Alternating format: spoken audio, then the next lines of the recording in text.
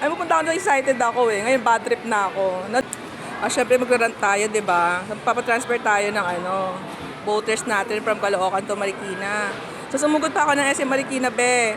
Tapos, ang dala ko barangay ID, hindi daw valid. Yun lang yung meron ako Marikina ID. Diba? So, di nila tinanggap. Tapos, hiningan ako credit card. So, meron naman. Kaso, be, kailangan pa rin i-print. Tsaka i-xerox yung ID. Walang xerox dito, print lang ang meron. Nakakaloka, di ba? Hindi pa gawing inkomportable sa mga magpaparehistro eh. Di ba? Wala yung excitement ko. Kasi nainis ako eh. Ay, pupunta ako, excited ako eh. Ngayon, bad trip na ako. Hindi ko alam kung magpapalipat pa ba ako ng voters ko. Hayaan ko na lang. Di ba? Di ba, Comelec? Pwede naman gawin simple pa yung buhay. Dapat may printer kayo, tsaka xerox. Diba? Kasi nag-effort na kami pumunta eh, tangin na. Matawa lang ako pero bad trip ako. Reset.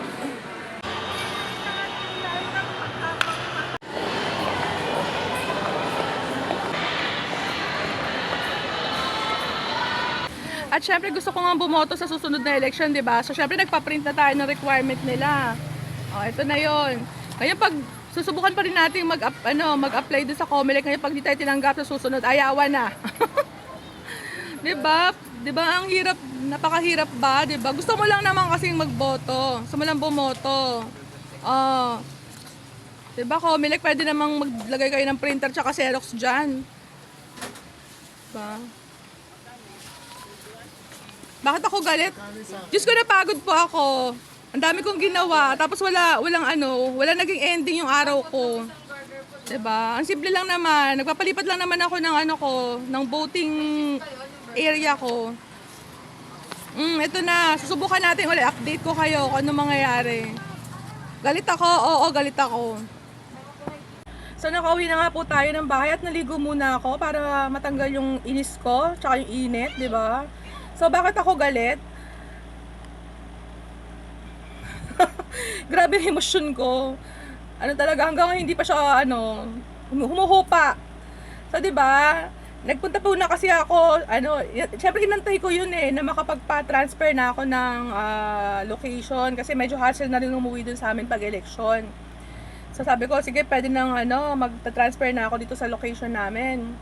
So, inantay ko nung dumating yung social media, so nakita ko pwede na. So, tumakbo na ako dun sa registration namin, which is nasa Marikina Palengke. So that today wala sila doon. So may nakalagay doon na listahan. So nasa SM Marikina sila. So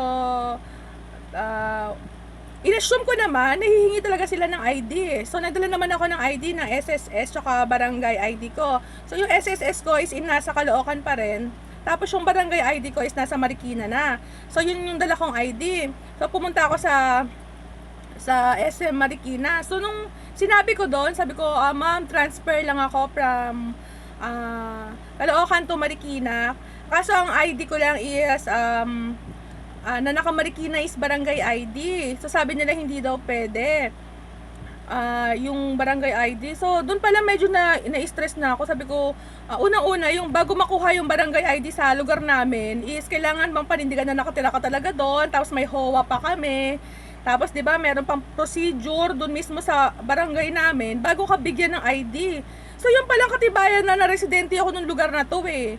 'Di ba? So hindi pa rin yun, so naghanap siya ng ibang paraan. So sabi niya, "Ma'am, meron ka bang credit card?"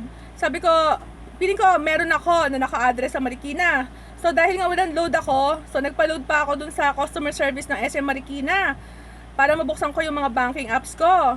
So nagpa-load ako, nabuksan ko, pinakita ko sa kanya, bumalik ulit ako sa kanila. Tapos tinignan niya. So tinignan niya yung pangalan ko, tapos tinanggap niya yung address ko, naka-Marikina. Hiningi niya yung SSS ko. So pareho yung name. So sabi niya, ang ending ganito, kailangan pa pala ipaprint. Siyempre ipapaprint pa yung billing ng credit card, tapos isi-xerox ko yung SSS ID. So naghanap ako. So sa Tronics, pwede silang mag-print. Kaso wala silang xerox. Yung sa SM Marikina, wala naman na ibang lugar doon pag lumabas ka na kayang magpa-xerox. So ending, wala. Hindi kami nakapagpa-xerox. Tapos hapon na eh. Wala, parang nag-endgame ako. Alam mo yun? Alam mo yung excited guy ng time mo, na-excite ka. 'di ba? Nag-commute kayo kahit mainit, nag-parking kayo, nagpa-load ka, nagpabalik-balik ka dun sa kanila. Tapos, 'di ba, yung pinakasimple na lang na syempre 'di ba hindi naman lahat ng tao pupunta ron na pupunta kami doon na may ID, 'di ba? Naka-ready naman ako, dalawa naman ID ko, magkaibang lugar nga lang. Ayaw niyo tanggapin yung barangay, 'di ba? So ang problema, wala kayong printer, ni wala rin kayong Xerox. So anong nangyari sa tao? Walang nagawa nung araw na 'yon, 'di ba? So ayan, nagpa-Xerox tayo sa labas. Credit card bill, tsaka yung aking SSS ID. Susubukan natin ulit, 'di ba? 'Di ba ang simple lang naman, gusto ko lang naman bumoto. Bakit parang ang hirap-hirap? Doon sa listahan nila, kung gagawa ako ng ID, ang magagawa ko lang siguro na mabilis is yung postal ID. So siguro titik pa yun ng ilang araw, Huwebes na ngayon sa Friday, tapos weekends na. Tapos another week. Actually, yun na yung pinakamabilis. Alam naman natin sa Pilipinas, matagal magpalipat ulit. Yung SSS ko, papalipat ko na muna sa Marikina para magamit ko sa kanila. Negative yun, di ba? Kung magpa-passport ako, matagal pa rin yun. Di ba, hinahabol nga natin yung deadline kasi parang 2 weeks lang eh. So, first week na ngayon, may second week pa. So, hindi ko sure, syempre, yung mga talagang totoong ID, matatagal gawin nyo kahit sabihin mo na change address lang.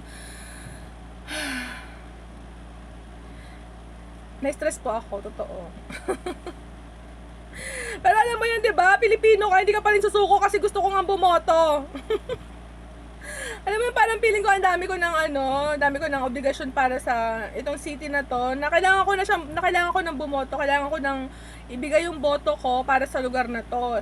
At syempre, kasi barangay na sa November. Tapos iniisip ko na rin yung national election. Wala na, pwede naman kasing simplihan. So, Comelec kung alam nyo yun, magkaroon tayo ng, bago kayo maglagay ng pop-up sa mga mall, gawin yung, customer service experience, no? Iisipin nyo, pag dumating ba yung tao dito, ano kaya yung kailangan nila? Diba, malamang kasi yung mga tao may trabaho, nakita lang sa social media, narinig sa news, dadaan lang doon. Diba? Malamang bitbit nila yung mga sarili nila, tsaka kung anong ID yung meron sila. Diba, gawin nyo na yung, ano kaya makakapagpa-convenience ng araw nila nang may ma-accomplish kami pareho. Ganun lang naman yun eh. Sa katulad ko, ang concern ko, kailangan ko pala ng printer tsaka ng Xerox. Kasi wala akong dalang Xerox, 'di ba? Tapos, hindi nyo rin tinanggap yung mga ID ko. So, naghanap pa tayo ng ibang paraan. Wala. Hindi natin nagawa kasi walang Xerox machine doon sa lugar na yun. 'Di ba? Uulit na naman tayo. Tapos susubukan ko, titingnan ko kung magagawa ko bukas or pag hindi, 'di ba nakakalungkot, mamimiss na naman natin yung isang eleksyon. Overwhelming yung feeling ko, pasensya na po. Pero nakakainis talaga. Alam mo yung excitement ko, nagdwindle talaga siya. Alam mo yung nagpalit talaga yung mood ko. Sobrang excitement. Alam mo yung excitement ko nung nandun ako sa mall, sabi ko finally makakaboto na ako. Di ba masisimulan sa barangay election tapos sa susunod national na. So looking forward ako na bumoto eh. Balitaan ko po kayo pag nagawa ko siya.